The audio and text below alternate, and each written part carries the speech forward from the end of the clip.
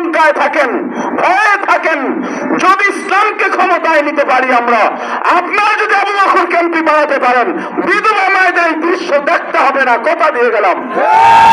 আমাদের মা বোনেরা চাকরি করতে যাবে, আগের মতো ইজ্জত হারাবার ভয় থাকবে না, ফুরফুরা মেজাজ নিয়ে যাবে।